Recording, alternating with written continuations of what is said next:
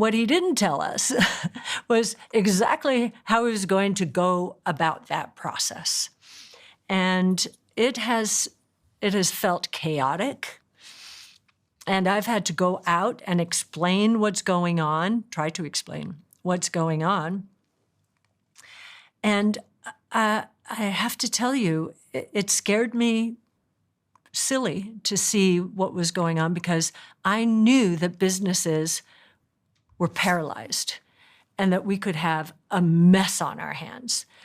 And I certainly communicated through my channels. Art communicated through his channels. In fact, I think in one publication he said, I have never been more scared in my career. And we were trying to really get into Trump's head. And I know President Trump listens to Art, but he also listens to a lot of other people, one of whom was Peter Navarro, who seemed to have a hold on Trump when it came to tariffs.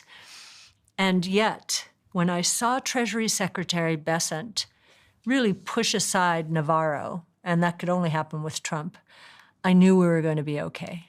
I knew we were going to be okay.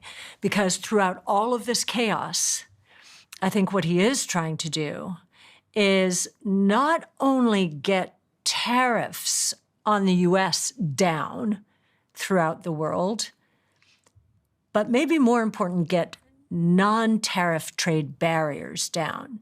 Like, for example, I didn't even know the UK would not accept our beef or ethanol.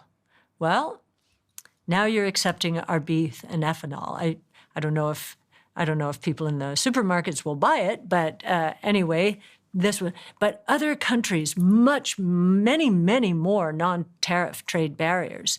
And so he is just trying to bust that up, make it more visible. For example, Canada, I think they charged a 250% tariff on our milk. And one of President Trump's promises was to take care of the farmers. Okay, that's why you see the rhetoric around Canada. Now, do I agree with his style? I would never do it that way. I'd never do it that way. And it was unfathomable, for me, because he is sensitive to business, and he must have known that everything was going to stop.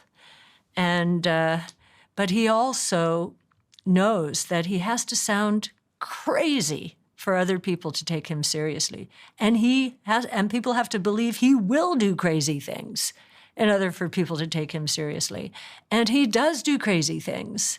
So, do you think it's going to work out? I do. You do. And I think the stock market is beginning to smell it. If I just had to invest in one stock right now, what stock would you recommend I invested in?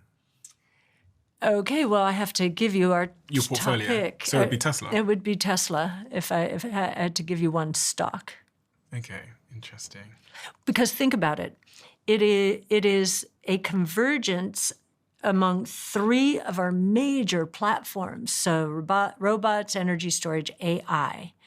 And it's not stopping with robo-taxis. There's a story beyond that with humanoid robots. And our $2,600 number has nothing for humanoid robots. We just thought it'd be an investment period. And, but I think he's going to start generating not only productivity gains internally, but revenues from humanoid robots. What are you concerned about in terms of the way that the world is going and everything that's happening? What are the things that keep you up at night? I've got many a concern, so I've got many unanswered questions and worries about how things might play out, but keen to hear yours.